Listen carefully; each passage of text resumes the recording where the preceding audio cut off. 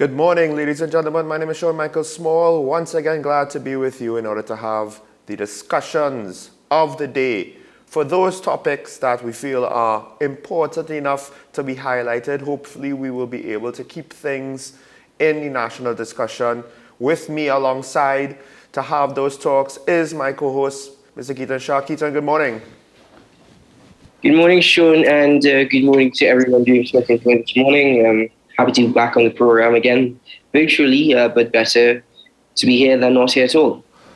Well, I have something interesting to tell you because while for the 3 days prior of this week, I was quite jealous that you did not have to deal with the ever-growing uncertainty with the traffic, because it seemed as though every morning when I went out to work, traffic got a little worse and a little bit more worse. And I was very much kind of wondering, well, what's going on? Am I going to end up being stuck in some untenable situation and able to get to work on time this week? And then this morning, something happened. And once I hit the Savannah, it was almost as though, half of the people in Port of Spain decided to keep their kids from home because cars, I don't know where the cars went or how it happened, but my route to work was significantly clearer than it was yesterday. And I actually do wonder, what does that mean? Are people adapting? And could it be that we could adapt through our less than efficient road network, particularly around areas like Port of Spain where you have so many choke points? Or is it that people got so fed up with the situation, they kind of did temporary adjustments, stayed home, maybe didn't want to have to deal with it, and we're getting a temporary reprieve. But as more and more people come out to work, maybe they have to find new places of employment because they lost their job in the pandemic, the business closed down, what have you. I am just afraid that the traffic situation is only going to get worse. And even before we reopened, you were facing traffic. So I don't know what it's going to be when you have to actually come back out. Well, you're right in the sense that the one privilege that contracting COVID-19 afforded me was not having to immediately deal with the traffic associated with society back to a full state of normalcy. And that is with students going back out to school. Your situation is not unique, though. Something that I observed quite often when I would make my way to work on the morning is that Thursdays and Fridays, for some odd reason, whatever it may be, the traffic used to be a lot lighter. You didn't experience that traffic backup as you usually would between Monday and Wednesday. It was still, quite frustrating, but it was not, as I said, as heavy as before. So I'm not entirely sure what caused that. We have to bear in mind the traffic situation is going to get worse. It really is going to get worse. It's not going to get any better. The traffic situation in Trinidad has never, ever gotten better. It's never experienced any sort of reprieve except for the COVID-19 pandemic when everywhere was shut down and only essential services were operating. Furthermore, something that we need to bear in mind as well is that this is a long weekend. The Eid holiday is being celebrated on Monday. And it may be possible, not for everyone, but for a few people, whether or not this would affect the traffic situation, may simply have taken a couple of days off. Who knows? May have flown out of Trinidad, headed to the sister isle or to another destination. And that is always a possibility as well. To what extent or what degree it's going to affect traffic, I'm not entirely sure. But there are so many factors to consider. And like I said, unfortunately for both of us, Sean, and for everybody else who has to make their way to work on the morning, traffic situation is only going to continue to the level that it's in, and it can even get worse. So enjoy the reprieve while you can. Maybe tomorrow the situation will be the same as this morning, where you have less cars around the Queen's Park Savannah. Otherwise, cheers to next week Tuesday, my friend, because prepare to leave home extra early. Put it that way. I mean, so the sad part is I can't even take it for granted and hope that it will be similar. I still have to plan for the heights of the traffic. And ironically, a lot of people, I think, were maybe hoping that, now that work from home has become more acceptable in our society, it was not necessarily a thing that businesses were looking to implement before. However, the pandemic basically forced everybody to at least consider and try it. You didn't necessarily have a choice. You couldn't get work otherwise.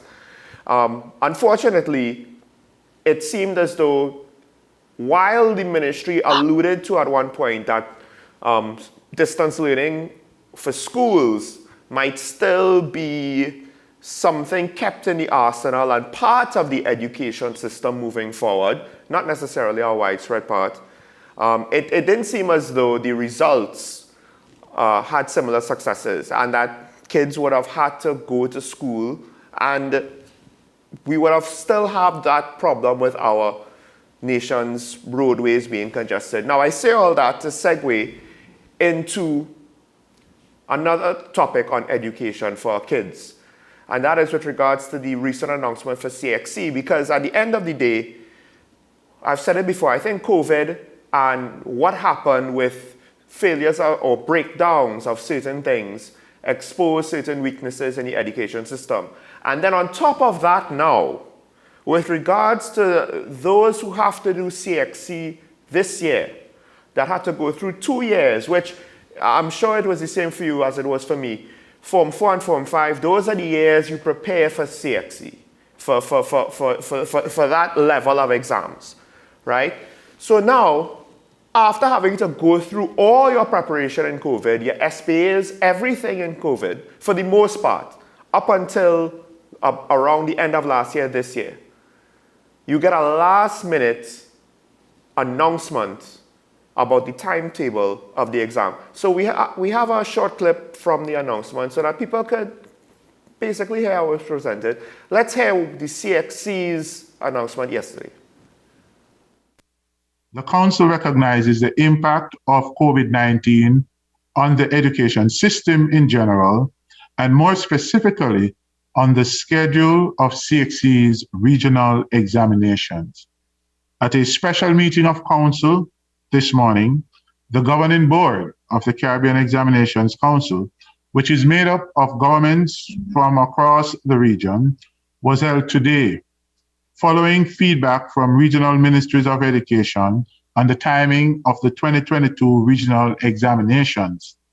Members of Council reviewed and reached a consensus on the recommendations for CXC's Schools Examination Committee on the strategy for 2022 regional examinations.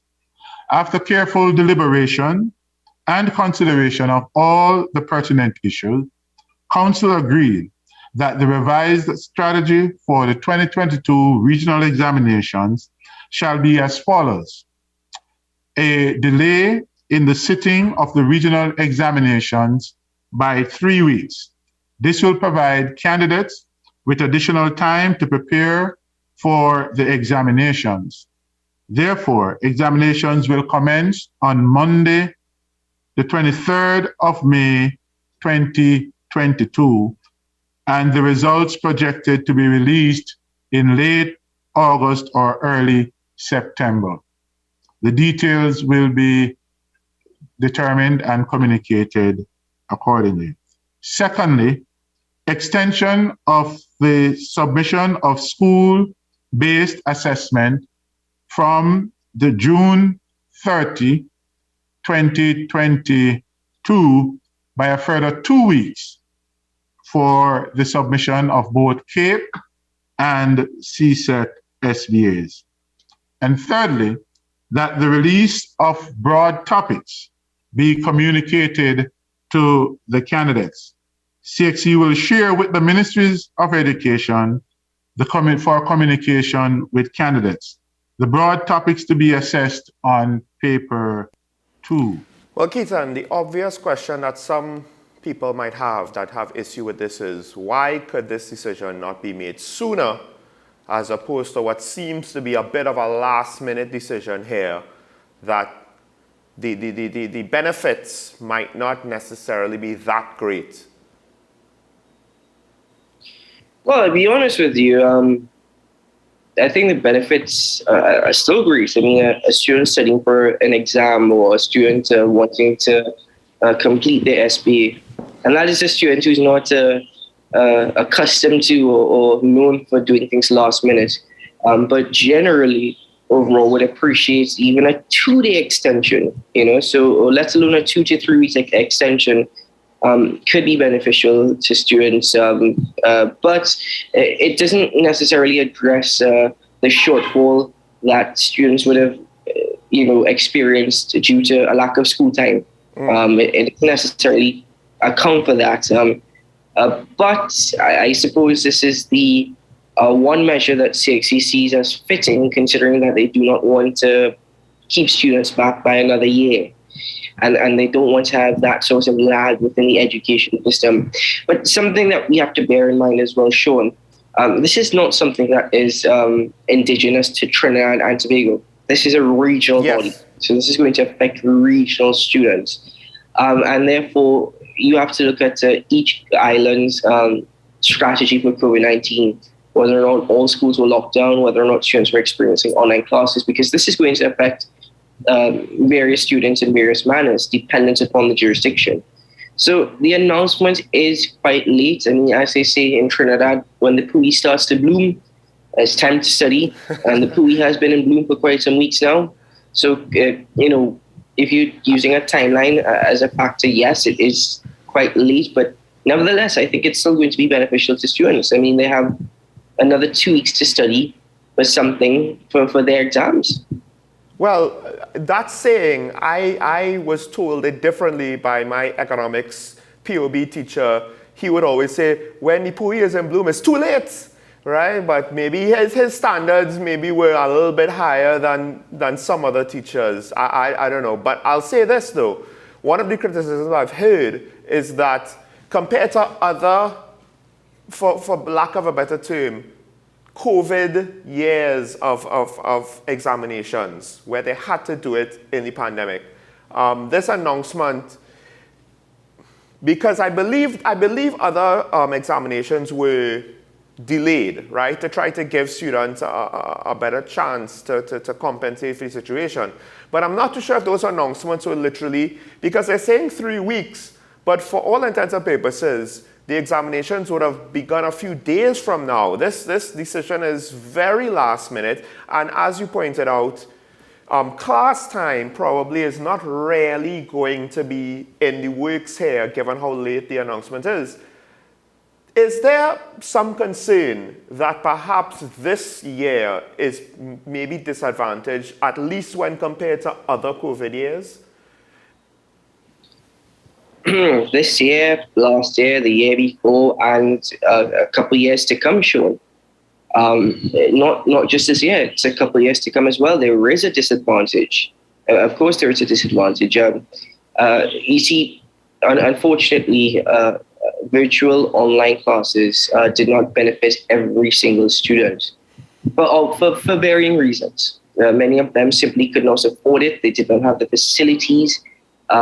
Or simply enough, it's very difficult to do anything virtually, to conduct a meeting virtually. It's not entirely easy.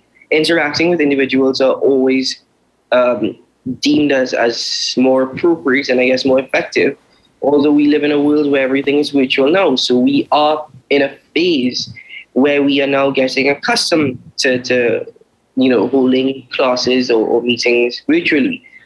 So there is going to be a disadvantage for this year and for a few years to come. One of the things that also, kind of raised my eyebrows a bit is the announcement of results coming out late August, maybe late August, early September, around that time. And that is usually the time, not only when students may have to enter their results, their last minute results for university applications, but at the same time, whether or not students have decided that they're going to repeat another year, another academic year. So that as well could affect the system. So there are pros and cons to the announcement. But as I said, it's going to affect various jurisdictions differently, dependent upon how they handle the COVID-19 pandemic. What this has done now is that it's now put the ball in the court of the Ministry of Education down here, as well as in other jurisdictions, simply because they now have to find a way to work around the announcement by CXC. And they have to find a way to facilitate the circumstances I just mentioned in relation to the results and the decision of students, the future of students.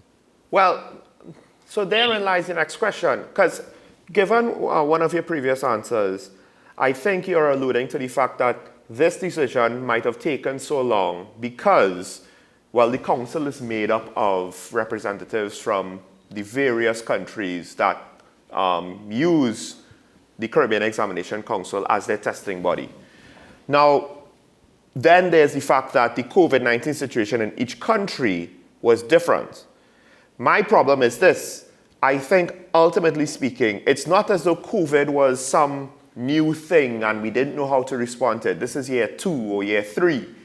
And to some extent, you could see the trends. We have a better idea of just how to predict these things, as well as the fact that, reasonably speaking, a lot of countries are reopening, not because of how the pandemic is going, but because of how their economy is going.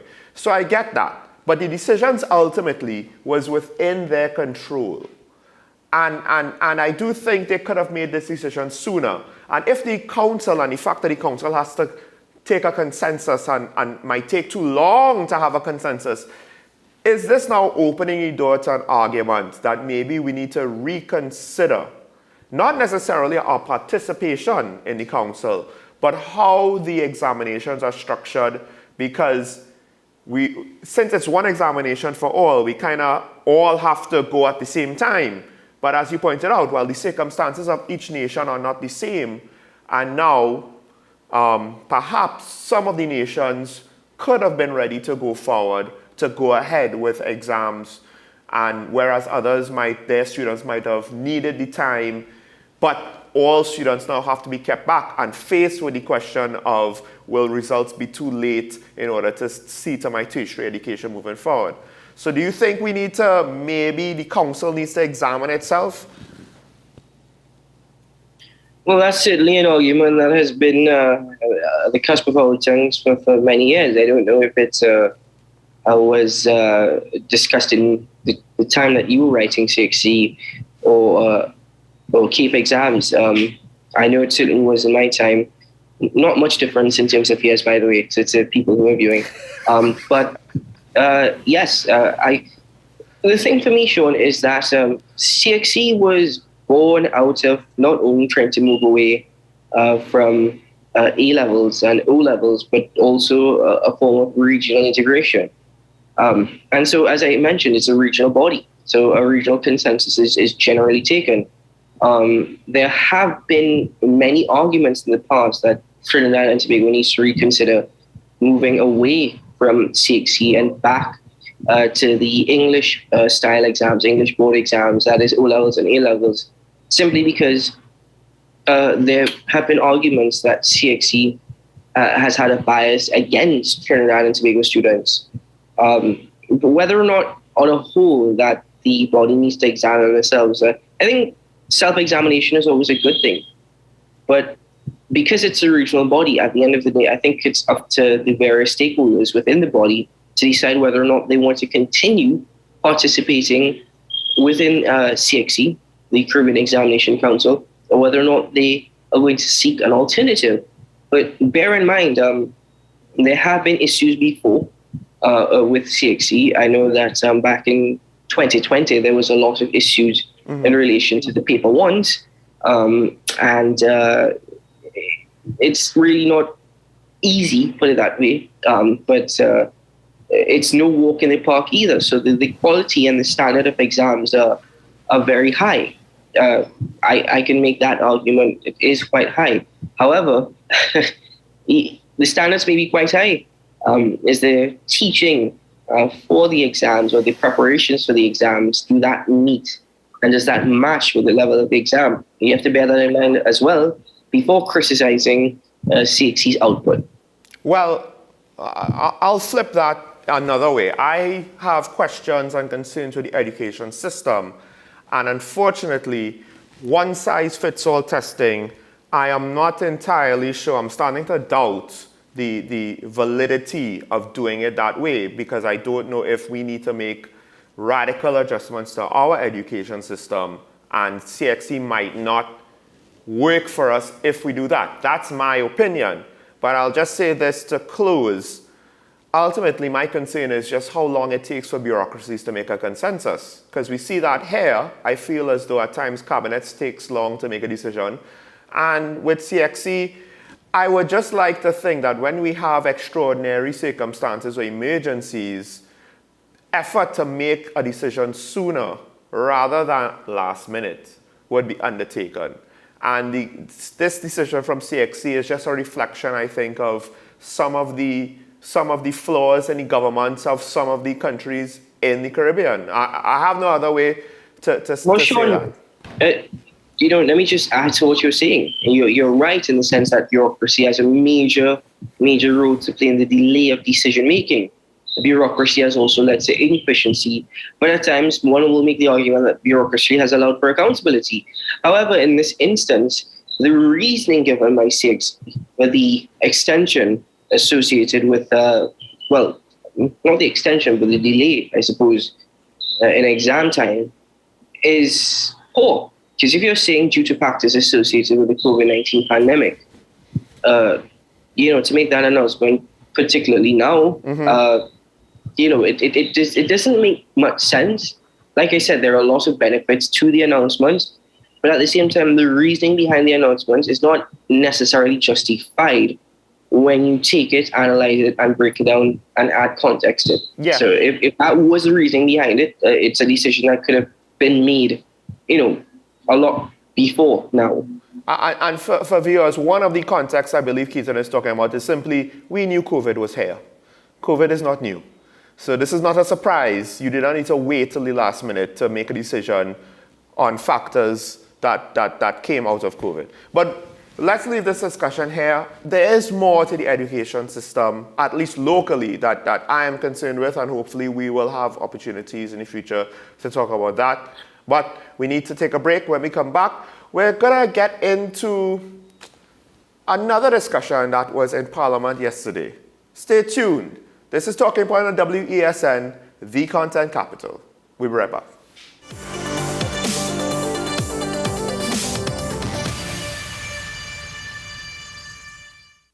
We dare you to dream, to see beyond the struggle, to envision the possibilities, to live life with unlimited vision. Ferrera Optical supports you with complete eyewear starting at only $795. Let's make those dreams a reality. So book your visit via 227-7000, WhatsApp message 278-2878, or at FerreraOptical.com today.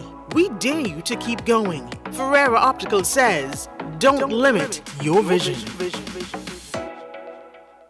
There's a taste in the air everywhere. Feel the vibe, cause it's something to share. Smooth, rich and creamy, you'll find it right here. Makes you smile, relax a while, it's fun and good cheer. Ooh, enjoy every scoop. Every taste will get you hooked. We have flavors that you love, a combination special. Come along, enjoy your treats. This is Uncle Pete's. We have been apart for a long time. Now let's get together once again. Let's welcome you back. Family. North Coast Jazz 2022, May 27th to 29th. Born here, played here.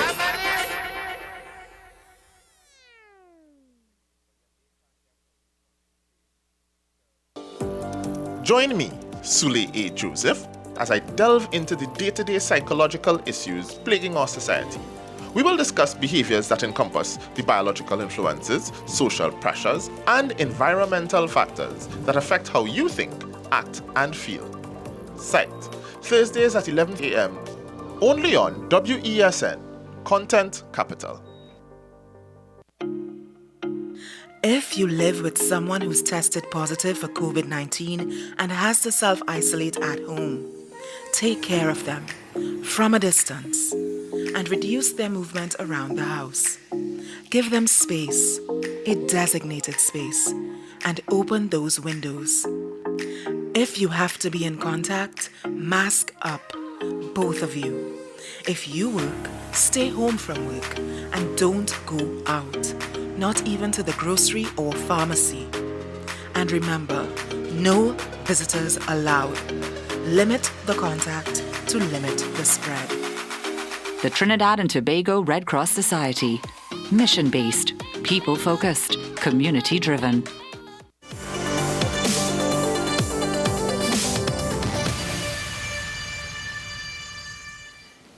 Welcome back to Talking Point. Well, one of the issues that have been plaguing the country for even before COVID, I'm talking not just a few months, but years, is the supply of foreign exchange. And now, or rather yesterday within the Senate, the debate with regards to the equality of foreign exchange occurred, where both opposition but also independent senators had some important questions to ask, questions that my colleague Keaton has actually raised already on this show. So I'd like to highlight one of the independent senators with regards to his contributions, two of his points in particular with regards to how private interests are seemingly affected, for better or worse, due to how our foreign exchange situation is managed. Let's take a look at the clip from the Senate yesterday.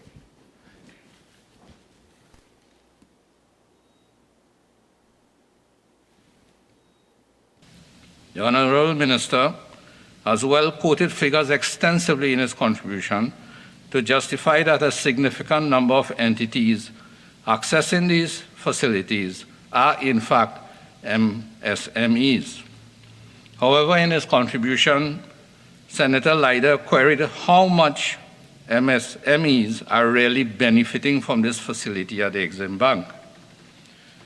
The Minister of Finance emphasized that the focus is on manufacturers who are net earners of foreign exchange and disparage the young entrepreneurs who may not be significantly export-oriented in their business startups.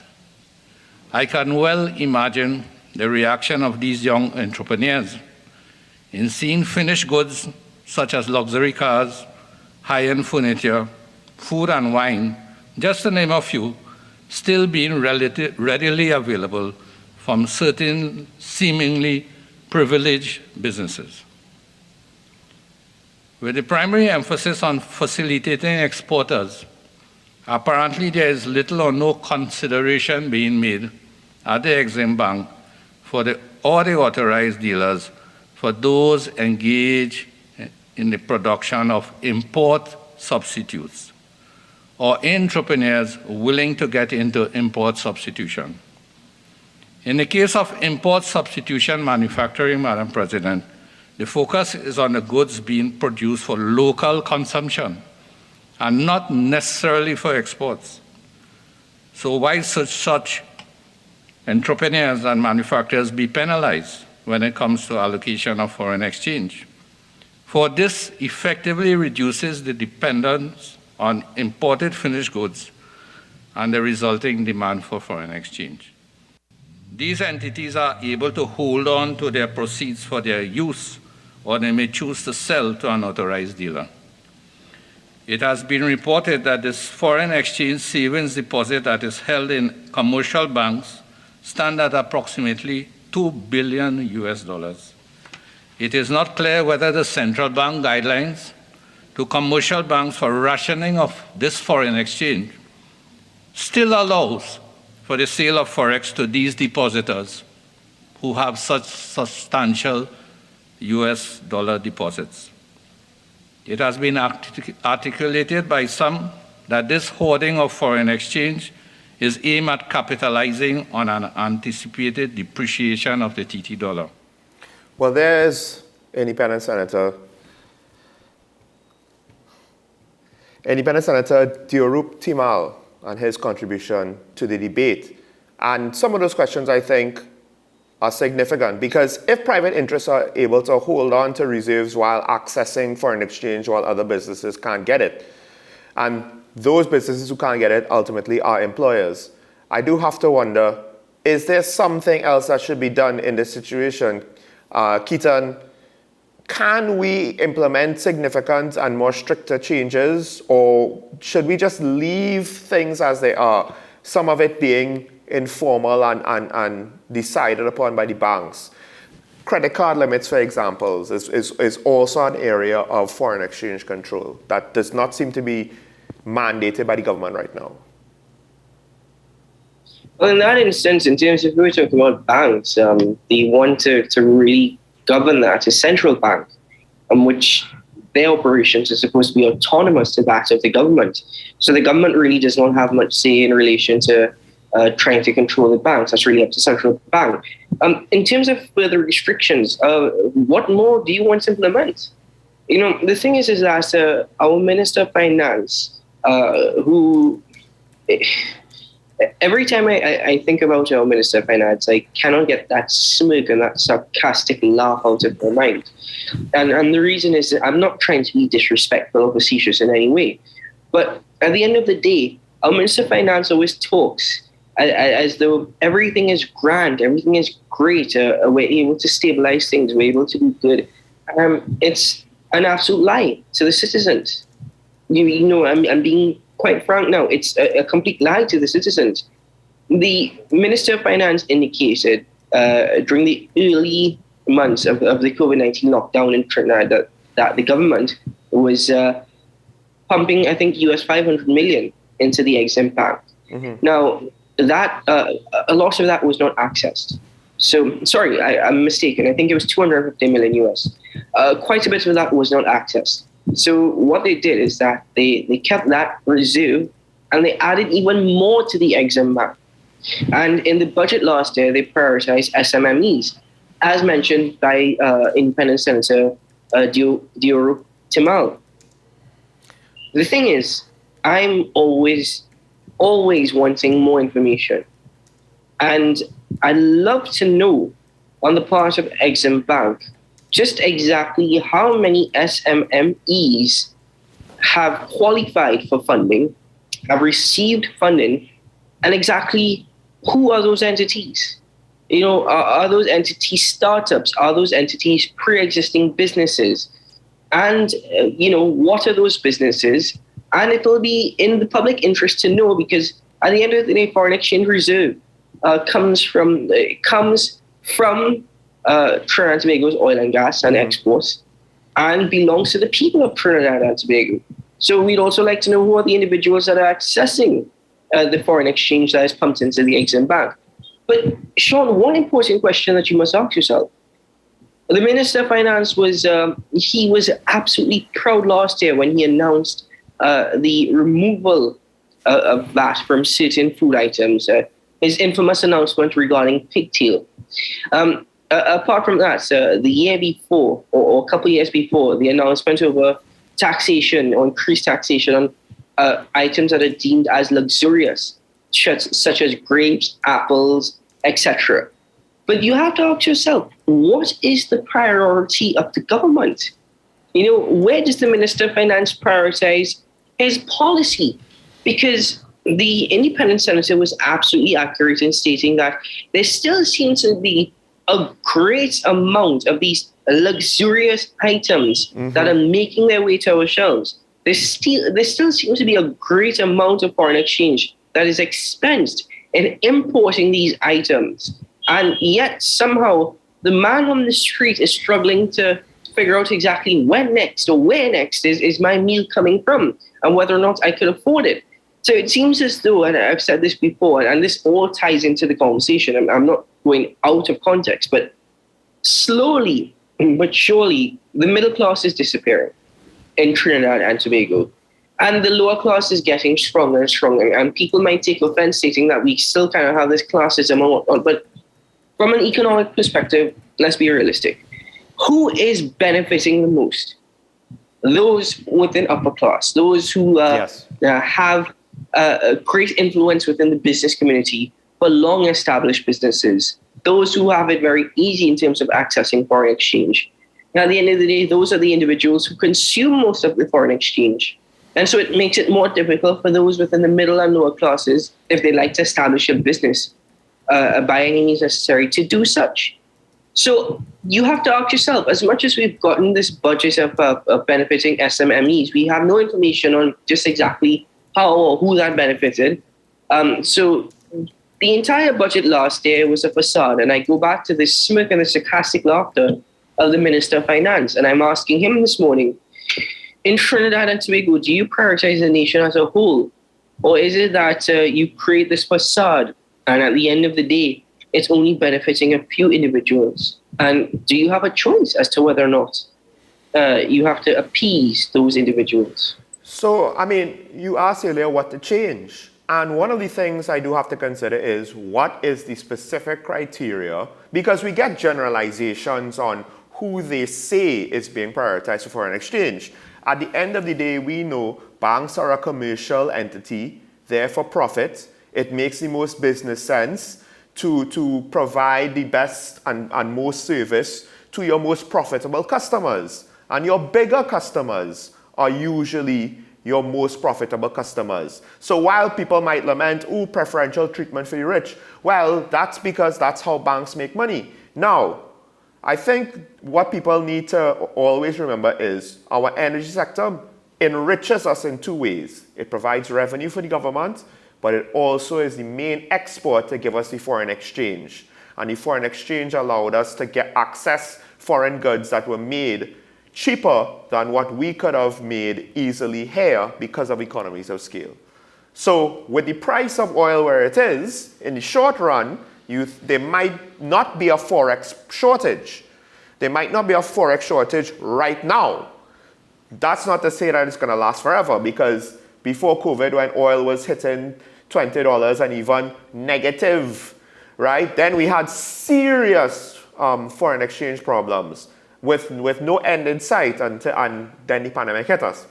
So the reason why I say that is probably whatever we're making now, I hope, if it's not being just released to the public for just added to the pile, I hope it's being added to the reserve, because the Minister of Finance touted how much foreign exchange reserves we had last year.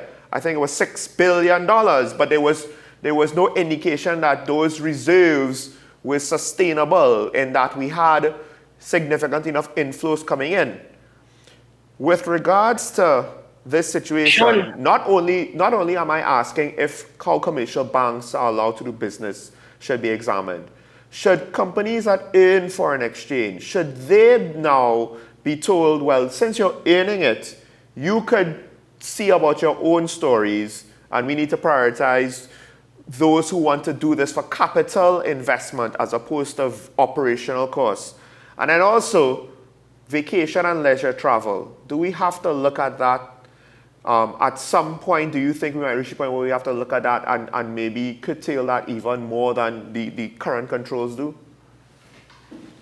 Well, you're absolutely right in examining operational cost and those who access foreign exchange and for the purpose that they're accessing foreign exchange. But then and again, when we look at many entities, operational costs would include having to remunerate the franchise owners or the franchise holders. Mm-hmm. So that it's a bit complicated at the end of the day, but a thorough examination and perhaps an audit into such expenses needs to be examined. But we all know that takes a long time, and we may never get anywhere. It may be too late. One of the points, though, Sean, in relation to what you mentioned of oil and gas prices, let's examine just another body very quickly. The Heritage and Stabilization Fund.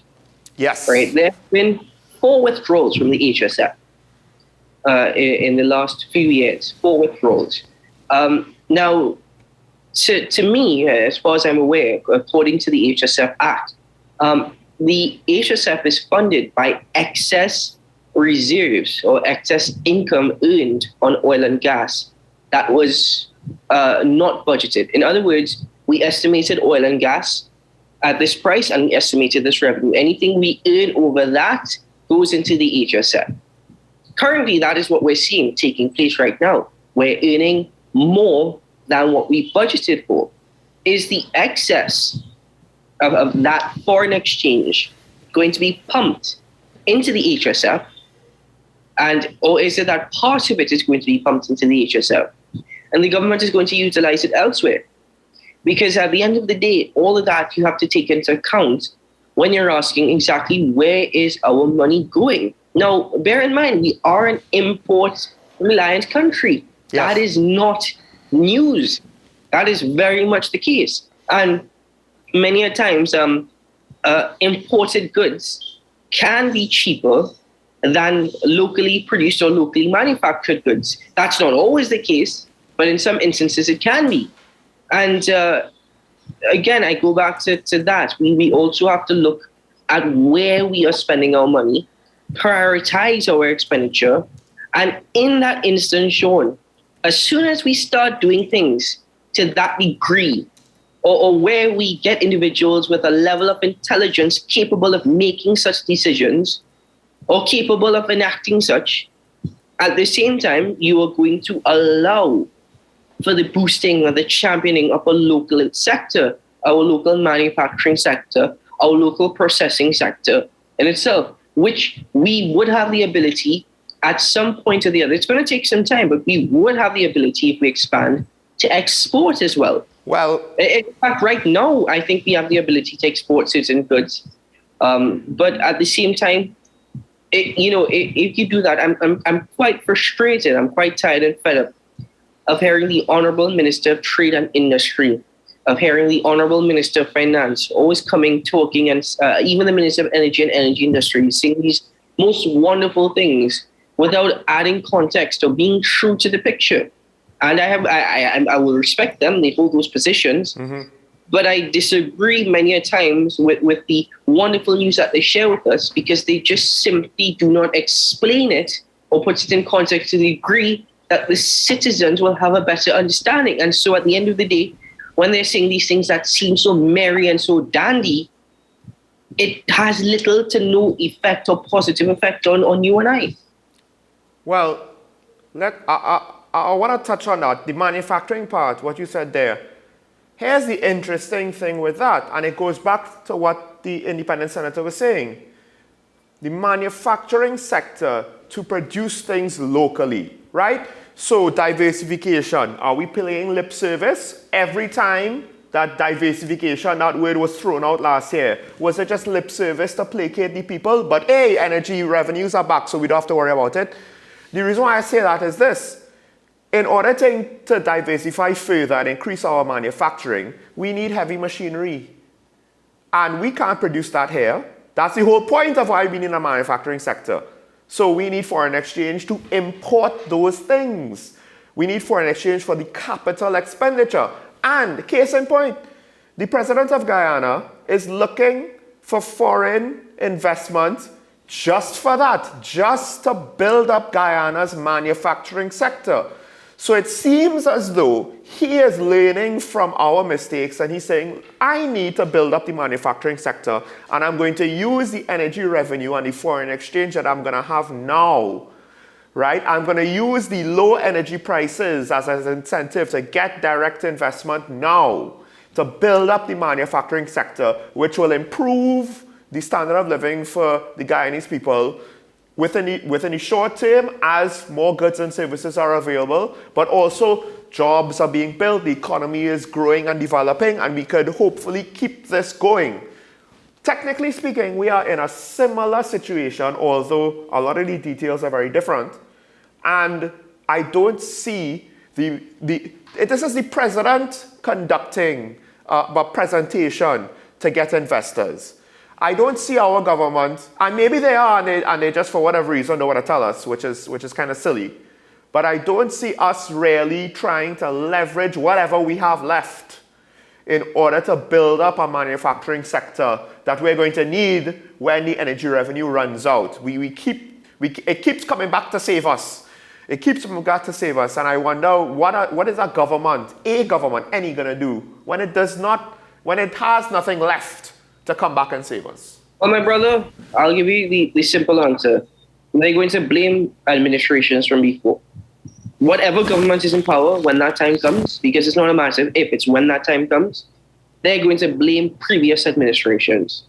I mean, we've grown accustomed to that. So that's nothing new, right? We should just accept that and be happy and fine with that. But that's what's going to happen.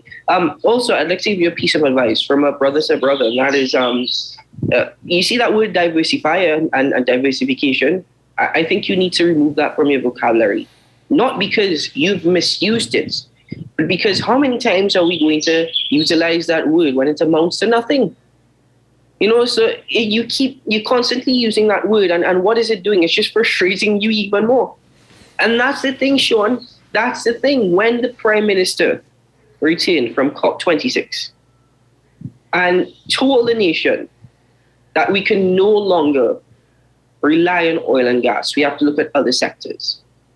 And even before COP26, he made an announcement in relation to Trinidad and Tobago having to look at timber and wood supplies, right, as well. We can be a leading industry in that particular sector. Also, in terms of manufacturing, he mentioned that. So many a times he's mentioned that. Many a times he said that.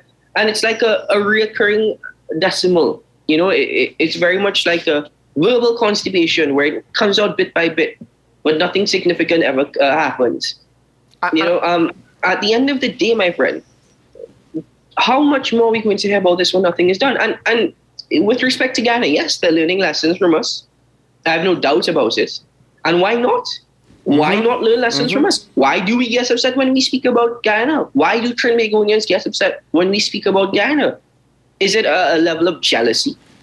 Is it a level of frustration we face down here and we cannot handle the fact that a country or another island may be doing better than us or doing the opposite of what we did? Is it that we are rather frustrated that we never saw what is happening in Guyana happen down here, and therefore it angers us, but somehow or the other we blame Guyana? I never understood why we got upset with Guyana, because if Guyana is learning lessons from us, we in turn can learn lessons from Guyana, and we must not allow our pride and ego to get the better of us in that instance. But you are wrong, and I'm not putting you down here, but you're wrong to say that the situations are a bit similar.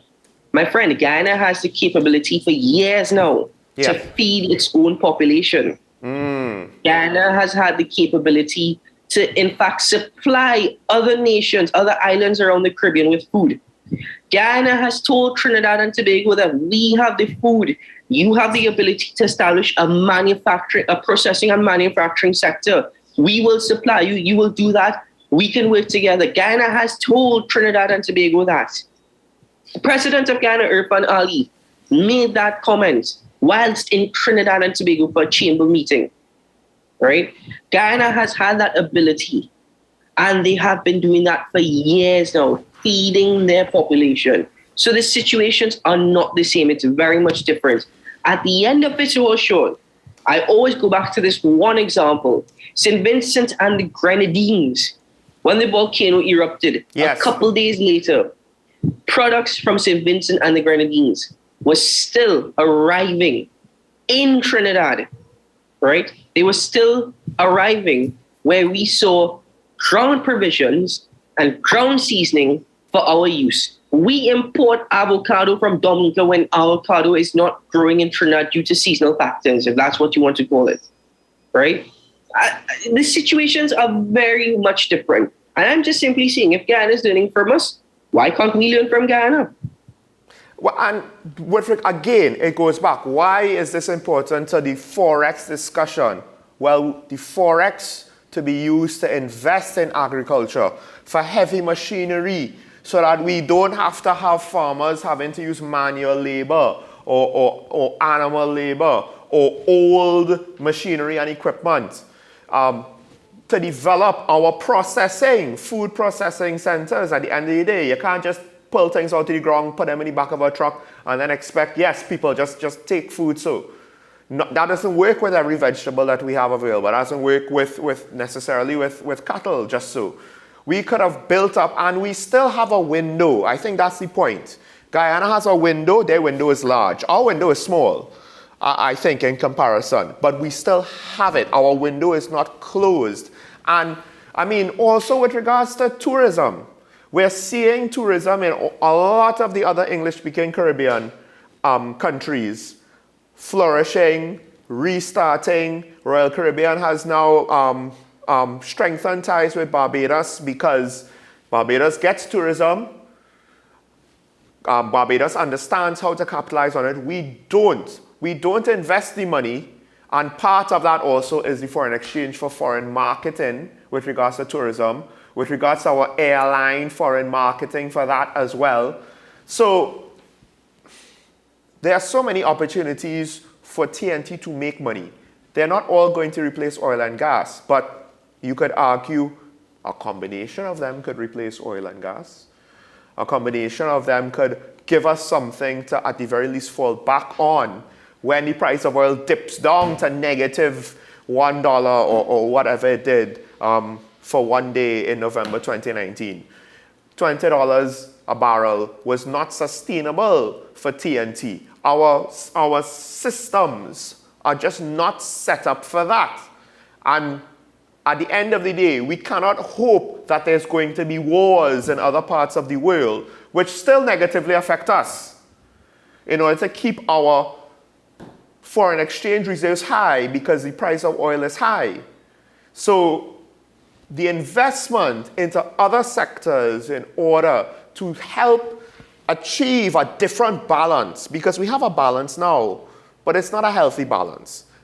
And we get hit with the same lesson over and over and over. When the energy sector is bad, you're going to sink. And we're just lucky that so far it hasn't had any lasting negative consequences, but eventually it will, because we can't predict everything. Nobody would have predicted COVID, and nobody would have predicted a war in Ukraine. And I certainly would not have predicted. If you see some of the things on Russian state media, you would just be amazed. And I say that to say you cannot necessarily predict the challenges that you're going to face, especially in a global economy where everybody's hating and a lot of people now are scrambling and willing to do extreme things because there's no stability anymore. They're looking to try to achieve stability again, but they're not concerned so much about breaking a few eggs to get it. And we might feel those negative shocks coming down the pipe. Last words before the break. What are we going to replace the topic diversification with? I mean, I don't think we can. We exploited this topic, and I think we should continue to exploit it. But I'm just wondering now whether or not we need to replace diversification and diversify with other words. Maybe bubble or mama guy, I don't know. And therein lies the problem. I do hope that the private sector will be able to take the lead on this, but unfortunately, if the government doesn't put some effort into it, it seems as though a significant portion of the country is not going to take it seriously. Well, very quickly, Sean, the private sector is not interested in expanding right now. I think the private sector is interested in sustaining what they already have and hoping to keep that afloat. Because let's be honest, could we really afford to expand any business in this state of economy right now? Well, Keaton, we have to break for news, but I will say there's probably one exception to that, and that is with regards to any commercial activity and cannabis. That might be the one exception where they will probably look to expand. But we have to take a break with that. When we come back, of course, we'll open the phone lines. We want to hear from you, the viewer. I'm sure there's a lot that people might want to talk about. I mean, crime at the end of the day, I am still shocked and amazed at the crime reporting that we're getting, what's going on with our population in TNT. We could talk about that. We could talk about anything that you want. But we will do that after News on the Hour here on WASN, your content capital. We'll be right back.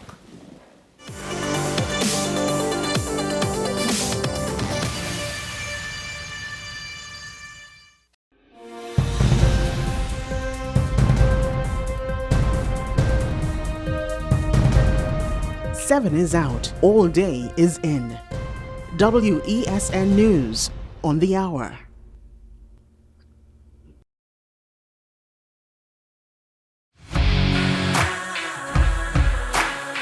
Every day, we communicate through stories. Stories of ourselves, our challenges, our goals, our experiences, and our aspirations.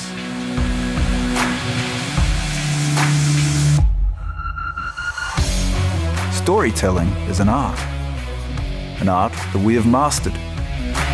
WESN Film Studios comprises a collaborative team of experts with extensive industry experience locally, regionally, and internationally.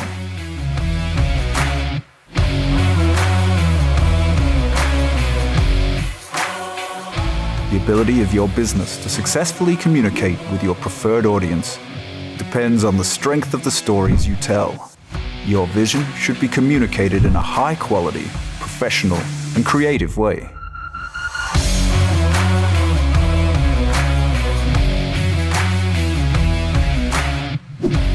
From concept to post-production, advertising to film, multi-camera productions, live events, streaming, and virtual conferencing, we are WESN Film Studio. Let your own unique voice be heard and your vision realized. Call us today at 628-5835 for your next production.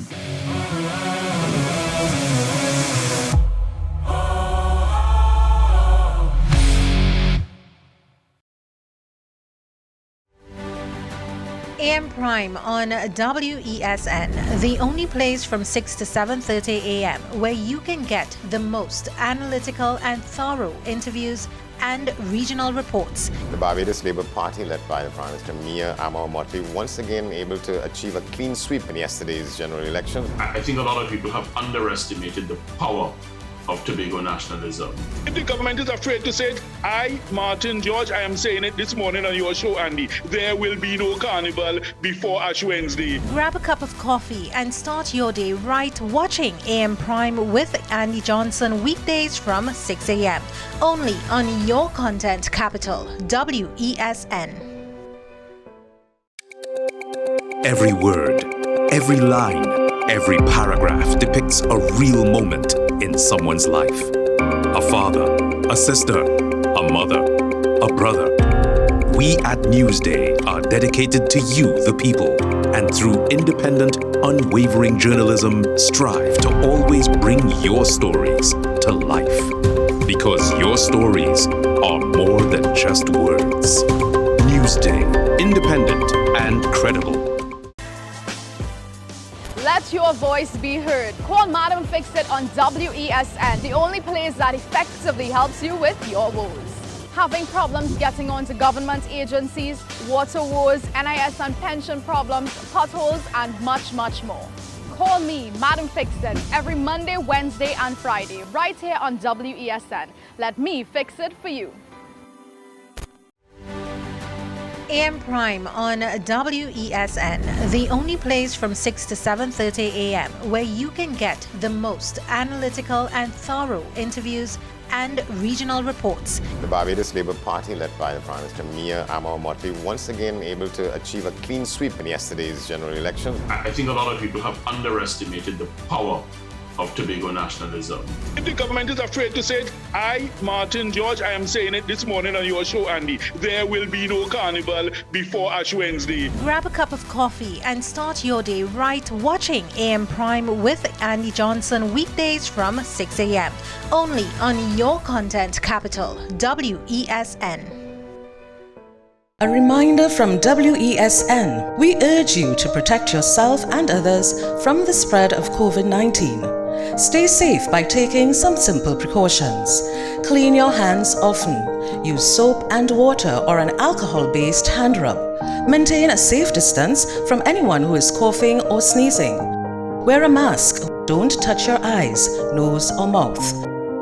Cover your nose and mouth with your bent elbow or a tissue when you cough or sneeze.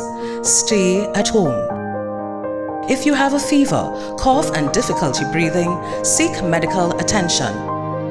Following the above can help us all to help each other.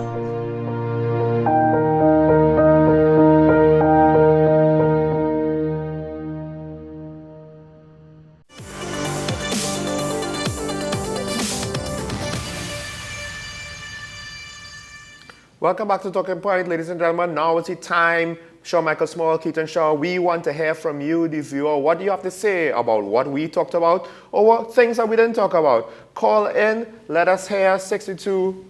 Oh, Keaton, give them the numbers there for me. 623-9376, 622-933. The number's up on your screen. Call in and join us. God, I miss doing that.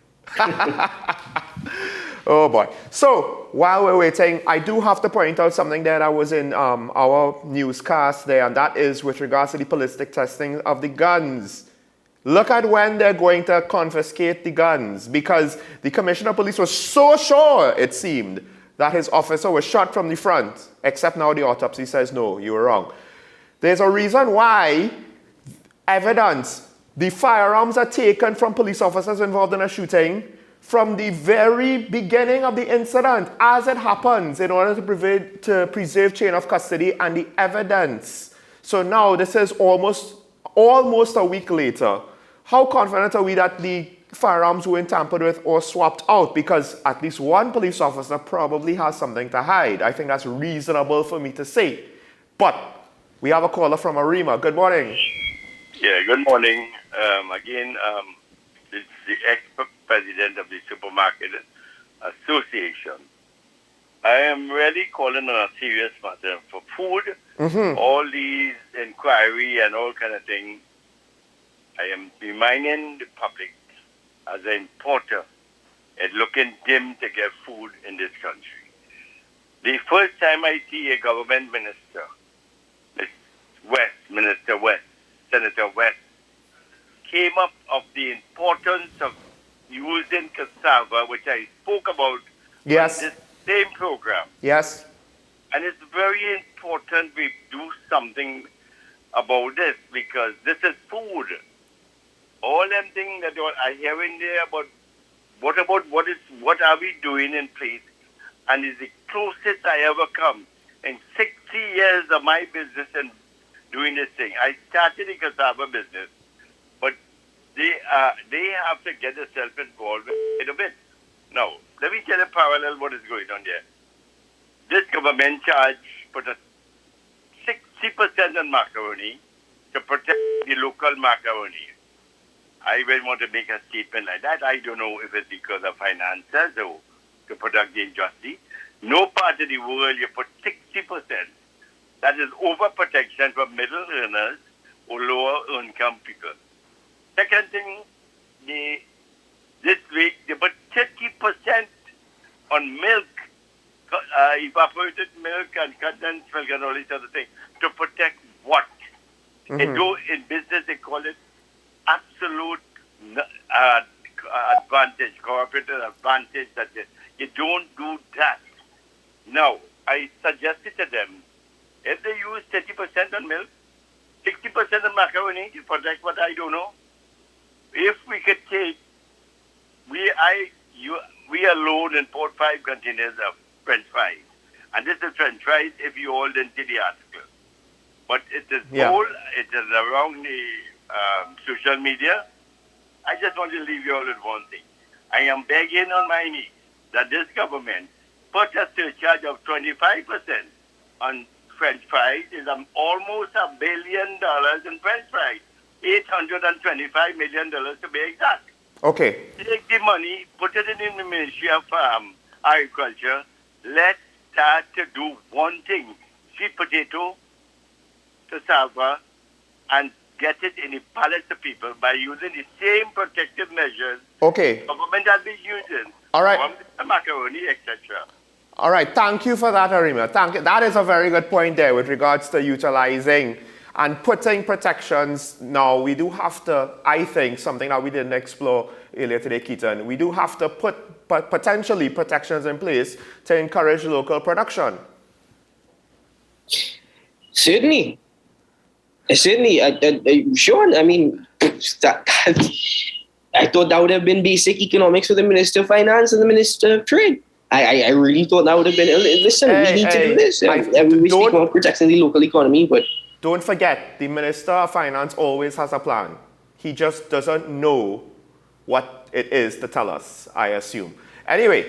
Big deal. We have a caller from Santa Cruz. Good morning, caller. gentlemen. Hey, good morning. Good morning. And Keaton, it's good to see you. It's good to hear from you. Thank you. Gentlemen, about this word diversification of the economy, this word diversification. It's, as we know, not a new word. Why am I getting feedback? As we know, it's not a new word, and it's been bandied around terribly. Since 1986, I had approached our government about Trinidad and Tobago being the capital of fashion for the Caribbean. Okay? For years, we've talked about that. So much so that in 2014, I am the foreign expert on the strategic plan for the fashion industry of Trinidad and Tobago. But what our country does as a culture is place round pegs in square holes or square pegs in round holes. We put people that are there to frustrate the mandate. They're not there to execute a vision. They don't have a vision. And anybody that works with them that may disagree with a suggestion somehow gets backlined and gets put out to pasture. Yeah. So we have all these,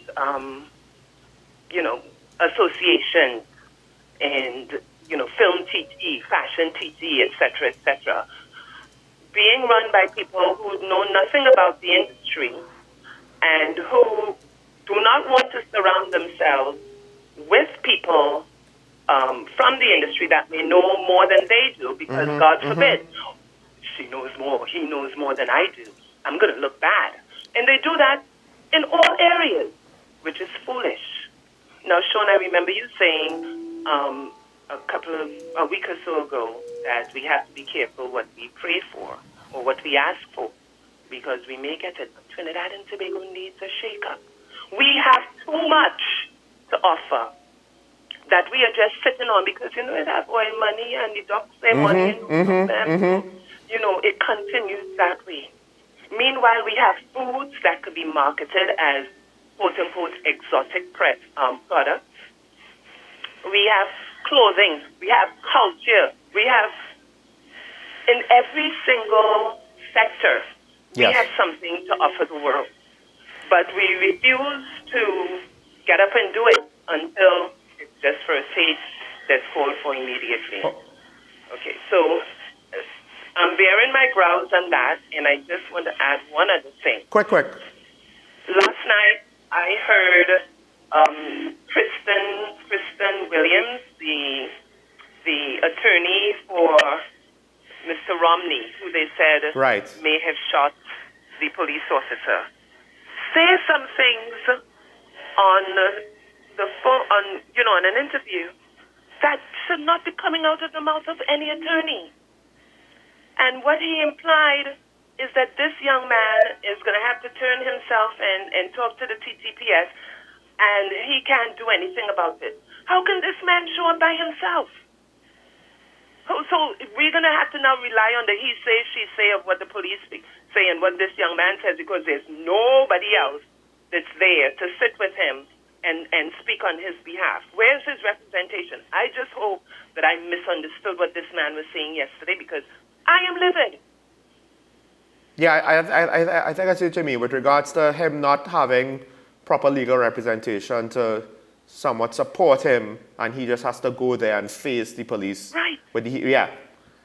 Okay. How could that be? Well, unfortunately, we watch a lot of American TV, but we don't have American laws at the end of the day. I don't know what it's like in the UK where our laws are based with regards to questioning a suspect or a witness, and if they could ask for legal representation to be with them, or if they have the right to it. But it does, the questions that you're alluding to, there are some serious concerns, I think, that I would have if I was in Mr. Romney's situation. Well, we have another caller from San Fernando. Hi, good morning, caller. Private purposes. Because I open a personal account. Go ahead. Good morning. You're live. Hello, am I there? Yeah, you're here. You're live. Good morning to you, gentlemen. Morning, morning. I enjoyed the program this morning, and very, very interesting. But it just dawns on me.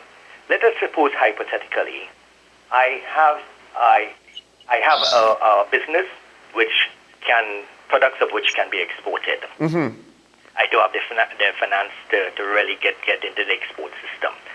I go to the ministry and I get all the tax release and all the concessions, whatever there is, and I form my company.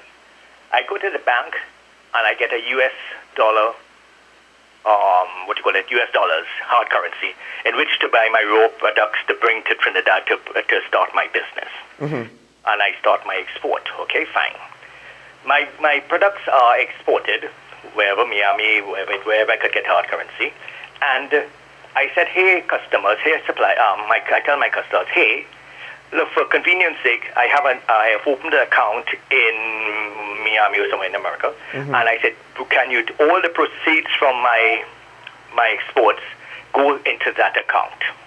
All right? Mm-hmm. So I have a US dollar account in which my customers put in the proceeds of my exports, which started in Trinidad. The problem the problem that dawns on me is that what happens to those funds in the US account? Yes.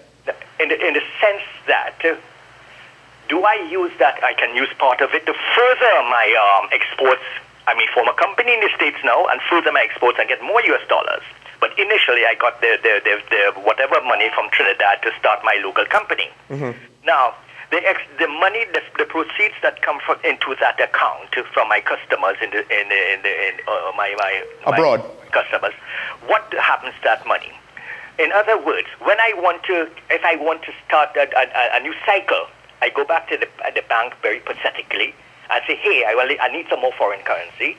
And the bank say, yes, you're a good customer. Here, look, take some, here's some US dollars. And I start the process all over again. Yeah. But thus filling up my US dollar account. Yes. Now, I will be very short, very quick. Is there the Minister, Mrs. Gopi School, and the Ministry of Labor have some sort of mechanism to trace this thing and say, hey, you went into the export market. Where are those funds that you got from the proceeds? Where are those funds?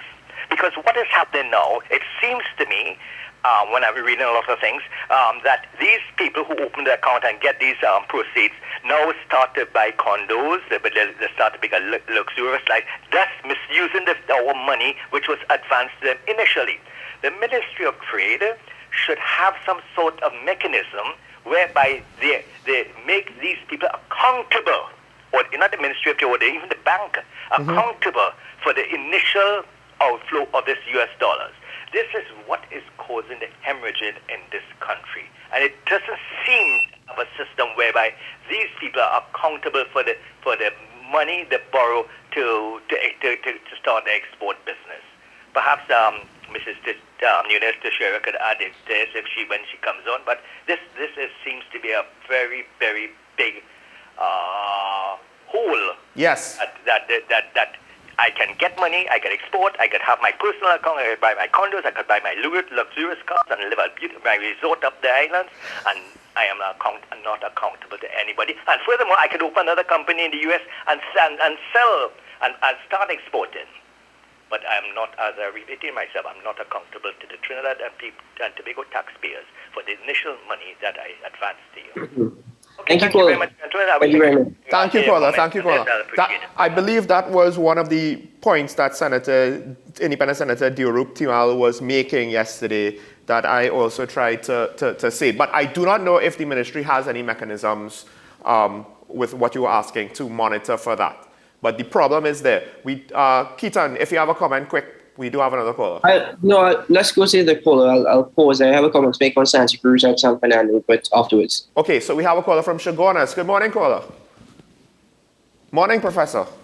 Morning. Why you will continue dealing with the minor points on agricultural production. The major one, as I pointed out before, is non-enforcement of our town and country plan and regulation, which allow endless agricultural land to be put in built use, and secondly, the management of the state lands which have been leased to agriculture, which nobody seems to enforce, and which we have recently learned that certain prime ministers have weakened the position of government by removing the restrictions on transfer and use on these things. On the foreign exchange, the problem with that, anybody who has a brain will see, is leakage, capital flight, right? And we have dealt with that before. It's a fairly simple thing to do.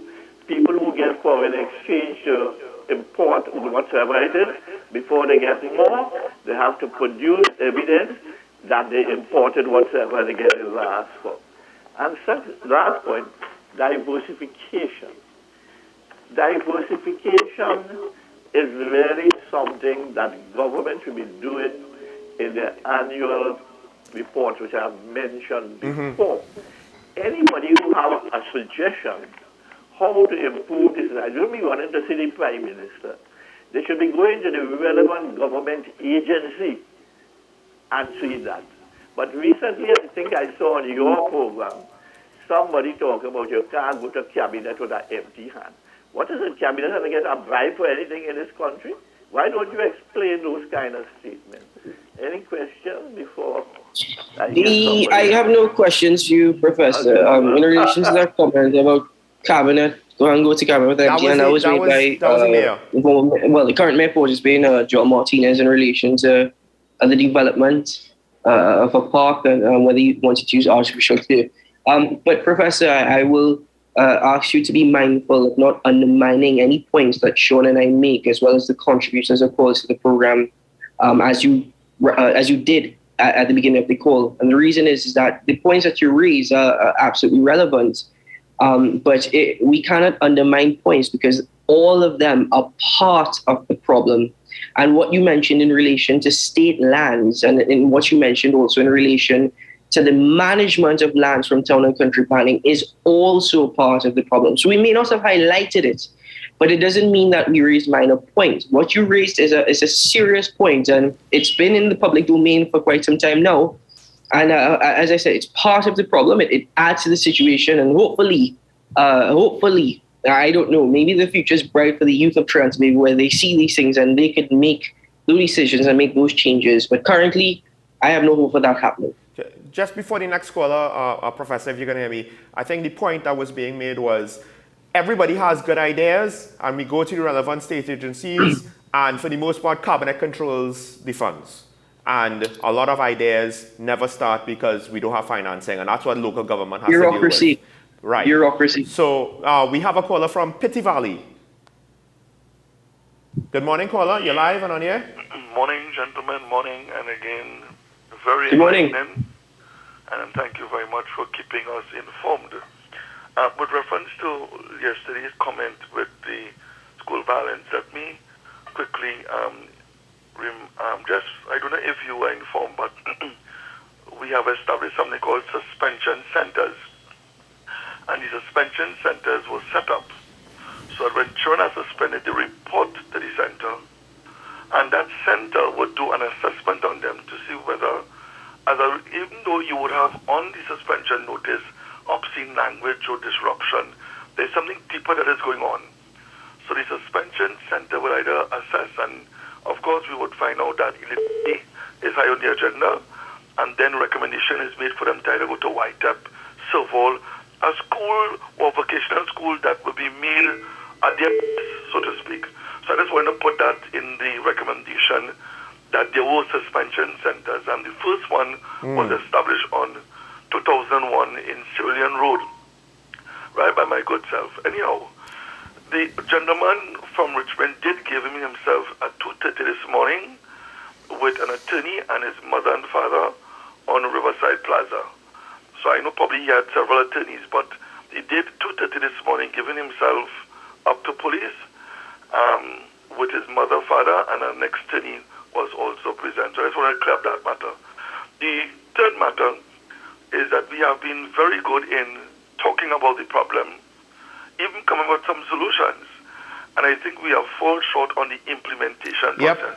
We have been very tardy in terms of implementing, in terms of going out and meeting people at the community level and saying, listen, I understand you have this business. I'm seeing a lot of potential. How can we do to help? Proactive. Sometimes people come in, they get 170 application forms. They go up on the internet, they can't access the website, and people get very tired. And it's always good that the government and state-owned and private sector reach out, use the community center, use the health centers, reach the people where they are, and you will see that things are evolving and people will appreciate the fact that, that some type of outreach program is being made and not just reactive, but active. And I want to, again, commend the fact that the elephant in the room is no longer elephant, probably a dead dog, and it's smelling terrible, and we need to address that particular matter of empowering and diversity. I'm fed up hearing that thing that has become Lord of Mercy. It's like, seeing the red traffic light over and over and feel that it's really green. You break the traffic light and you kill the innocent. So gentlemen, and I want to say gentlemen because probably we need to introduce that to the young men. If young men are gentlemen, then they win fight. They win hate women. And we need to introduce men who are gentle, and you all do an excellent job. You're not interrupting people, not shutting them down. And I want to commend you for that excellent program. Well done. Thank you, sir. Thank you, caller. I must say that the points that you made today are very excellent in relation to what you said yesterday as well. You said you established the first sense in 2001. And I'm hoping that you can talk to us a bit more, perhaps off air sometime, or even on air about that. And why we've reached the state that we've reached, whether it also be a lack of funding, bureaucracy, whatever it may be. But we'd like to hear more about that. Very quickly, in relation to the call from Santa Cruz, you're absolutely right. We always put people in positions and places of, I don't know for what reason, political, friend, family, whatever it is, it's never in the interest of Trinidad and Tobago. I use the example of Fashion TT and Film TT. And first of all, what is Fashion TT doing? I know that they keep having these seminars, but I'm not entirely sure where it's getting us. I just use a little example in relation to what you're saying, not necessarily similar entities or enterprises, but let's look at TNTech. TNTech just got a new board. I don't know if people know this, but the Trinidad and Tobago Electricity Commission, a new board was sworn in about a week ago. And I'm trying to figure out to myself, these individuals who were placed on the board, exactly what are their qualifications that rendered them, the best fit for the position. And time again, we constantly blame this administration, that administration. And yes, we could blame them. At the end of the day, we are putting these individuals in place to manage these institutions. Where is it getting us? So I absolutely agree with you on that point. And to the caller from San Fernando, that leakage. Listen, let's take a lesson in relation to foreign exchange, like what we did with GATE. We realized GATE was failing. We realized GATE was leaking funds. GATE had no accountability, right? Students from GATE were going away, didn't come back to Trinidad, couldn't fulfill their obligations and whatnot. So we tried to revamp GATE. I don't know if that's fixed the system, if that's helped the system. But you see this thing about tracing exactly where our money goes and who stores our money. There needs to be regulations over that because you can't stop an individual from establishing a US bank account within the States. And many business holders in Trinidad, a majority of which probably have US bank accounts. So bear that in mind, you can't stop that. But if there's a way to regulate it and to figure out exactly where the money went, or if it is we are loaning you this money from the Exim Bank, you have to pay us back with so much interest. All those things could be looked at, all those things could be identified. But at the end of the day, the one word that was utilized, which is extremely important, is implementation. Keaton, just an example of the board appointments. Just look at Paria. Political appointment. What did they do for you? Minister has to come and clean up the mess. Maybe they will learn the lesson, I very much doubt. And I'd just like to close with this. I think the TTPS is very lucky they did not get Mr. Romney in custody before that autopsy result was released. I think the TTPS, Mr. Romney is lucky, but I think the TTPS is luckier because heaven help if Mr. Romney fell out of a chair and then the autopsy be released. But of course, we know that things don't happen in this country. Anyway, that's it for today. This is Talking Point on WSN. We'd like to thank all of our callers for their contributions. A lot of good, insightful points today from our callers, some new callers. But the show must end. Stay tuned for more local programming. But until then, we will see you tomorrow. WSN, your content capital. Goodbye.